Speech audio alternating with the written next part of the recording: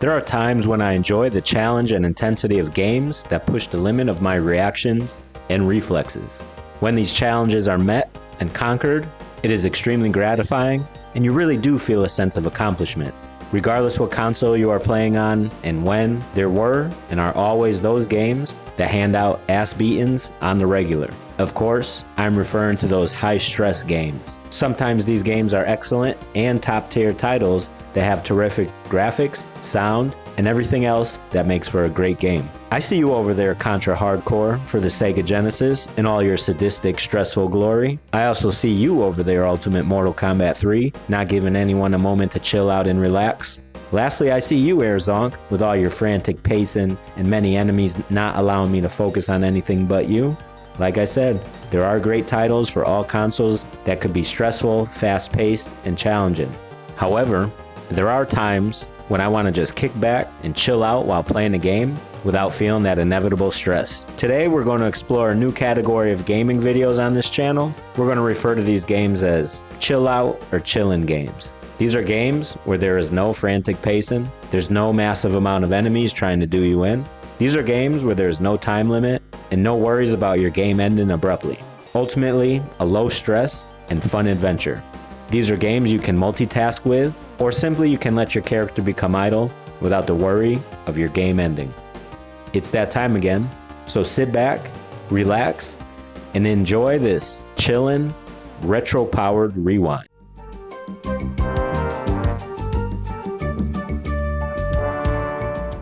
One genre that comes to mind when I think of chillin' games are the point-and-click adventures. I can remember seeing these types of games in stores, but they were usually for computers and not too often for consoles. These games also usually looked amazing and typically had better looking graphics. Of course, I only noticed these in the magazines and on the back of the boxes that they were in. I was intrigued by this, so when I saw they had some of these games on the Nintendo, I wanted to try them. My first experience was with the game Deja Vu and Maniac Mansion. This style of game was drastically different from the typical RPG, platforming, shoot 'em up, or sports games I was accustomed to. At the time, these games seemed a bit challenging because I did not know what to do, since I was young and inexperienced as a gamer. However, when I learned to play this type of game, I enjoyed it tremendously. In 1993, to my surprise, the Sega CD released The Secret of Monkey Island. I had to play it, and I was a bit older now, so these games made more sense to me than they did in the previous years. Because of this, I had a much better experience this time around. This game was created by LucasArts, pre-Disney takeover. The Secret of Monkey Island is a swashbuckling, comedic adventure where you play as the protagonist, Guybrush Threepwood. Many of the characters in this game have these types of zany names, and there is lowbrow humor throughout this adventure. The Secret of Monkey Island is a great game to play when you want to have a chillin' and relaxing time. When you first start playing, the controls seem a little cumbersome and odd, but after several minutes of practicing the commands, controlling your character becomes quite simple. You have about 10 commands to choose from, depending on the situation. The commands are walk, give, open, close, pick up, look at, talk to, use, push, and pull. These commands enable you to interact with much of the environment, and the A button is your primary command. Like when you want to open the door, you simply place your cursor in the doorway, press A, and your character will walk through the door. The B button is used to highlight your commands. For example, if you press B on the use command, place your cursor on the rubber chicken, press B, then place the cursor on the cable, and press A. Your character will climb to the zip line, and off he goes. During your adventure, the dialogue is vital to pay attention to in order to understand how to complete some of the challenges you are faced with. In addition, there are times when the dialogue produces comic relief effects. For example, when you first walk in the bar, you can talk with the patrons, and when you introduce yourself, sometimes you get clowned about your name. Another example that makes this fun is when you have to buy your ship from a used boat salesman, but the funny thing is this character has the same traits as a typical used car salesman. The characters in this game are sometimes hilarious, and the dialogue options make it fun to explore the different interactions between the protagonist and the NPCs. When your character first encounters a duel with another pirate, it could be confusing at first how to win against your opponent. It took me several attempts to understand this part of the game. I was confused, but I figured out essentially it is a gag session.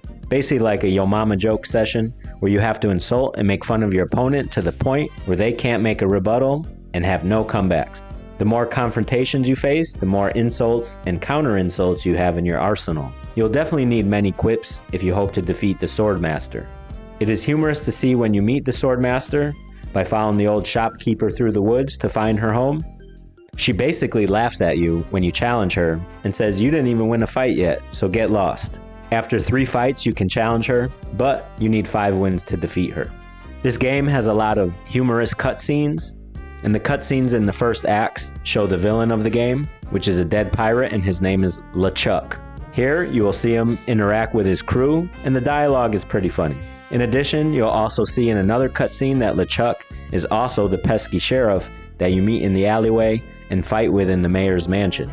My favorite cutscene is when you finally buy your ship after much haggling and bargaining with Stan as Stanman. When you get to the dock after you get your crew to head to Monkey Island with you, you see Stan greet you, and in the ocean is your boat. Stan tells you he can't part with his favorite ship. However, as he says this, the ship's bow breaks, and he basically says, "All right, enjoy your boat and good luck," and then he takes off. It is clear to you now that you bought a bucket. Basically, you got ripped off, and Stan is out. The whole premise of this game is puzzle solving and interacting with NPCs, and the puzzles are everywhere. For example, when you walk to the mayor's mansion, she has several guard and attack dogs right in front of her home. These are the vicious piranha poodles. At first glance, I was thinking, how do I get past them? It took me a while to figure it out. At first, I thought I can go back to the kitchen at the bar, cook the meat in the stew, then go and feed the attack dogs, and while they're eating and distracted, I can just walk by them. Well, you could feed the dogs, but they devour it in an instant. That doesn't work. After a bunch of trial and error, I figured out what you have to do is find a certain flower in the forest. It's the yellow one. Add it to the stew. This makes the stew an insane sauce spicy level. Then cook the meat again, so it is a inferno spicy. Now feed it to the killer dogs and watch them instantly pass out, followed by a hilarious prompt taken over the screen, disclosing there were no animals hurt in the filming of this game. Another puzzle that took a while to figure out is how to get past the troll blocking the bridge. Turns out you have to get the fish on the pier outside of the kitchen, cook it, and then give it to the troll, which is actually a person scamming you.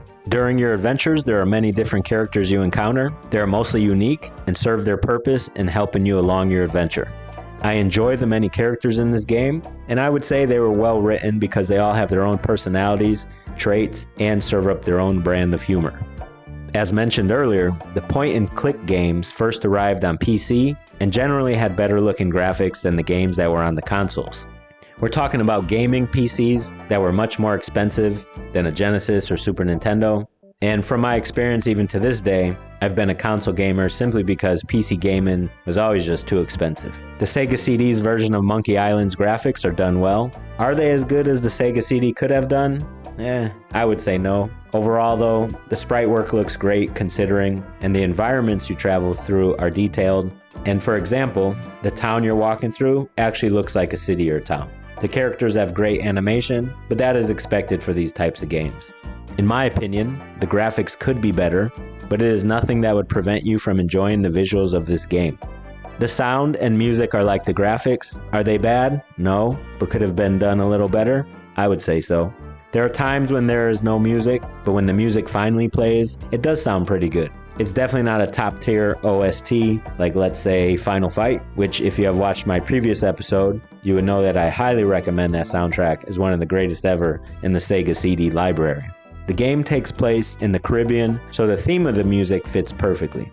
They do get points for this aspect. Overall, I would say the sound is done well, but not to the Sega CD's capability or standards. After all, we're talking CD quality sound. The soundtrack is enjoyable and does set the tone, and it matches the environment perfectly.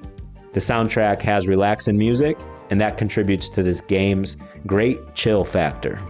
The biggest challenge in this game is figuring out how to complete the puzzles you face. Since there is a lot of backtracking, it is easy to miss some key components you may need in your adventure. It's not like the challenge of Contra Hardcore, where it's frantic, stressful, and intense. This is a different type of challenge where you have to find clues, whether it is through dialogue or in your physical area. For example, when you first go to meet the Circus Brothers and you're trying to get shot out of the cannon, you need a helmet. I couldn't figure out where the helmet was, but then I noticed after a while of backtracking, in the bar's kitchen, there's a pot or pan you could take and you could wear it as a helmet.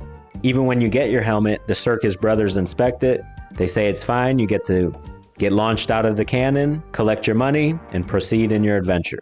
I would say the game's challenge is time consuming, meaning you have to explore and retrace your steps. Overall, I would say this is a moderate challenge, and if you put the time in, you can definitely complete this story. One of my favorite components of a game is the fun factor, and in my experience with this game, I would say it is a great time and there's a lot of fun to be had while playing this. Since we're exploring chillin games, The Secret of Monkey Island does not disappoint. This game is great if you want a game that has low intensity and you do not have to worry about your hands getting tired from demanding gameplay. You can multitask while playing this game. During your adventure, you can roll something up, make some beverages of your choice, prepare some food, or whatever you want to do. The games I mentioned earlier, Contra Hardcore, Air Zonk, and Mortal Kombat 3, demand your time and focus. You can't put the controller down unless you pause the game and break your momentum. If you do put your controller down or multitask, your game will be over quick if you aren't focused. As for The Secret of Monkey Island, you can take your time and play it however you wish. If you want to chill out and play a stress-free game, well, this one is a perfect start to finding the most chill games of this era. I highly recommend this game because it is a great experience. It is fun, and it looks and plays great also. If pirates are not your thing, the good news is there are plenty of other point-and-click adventures set in different settings that may suit what you are looking for. As always, thanks again for tuning in. It is greatly appreciated.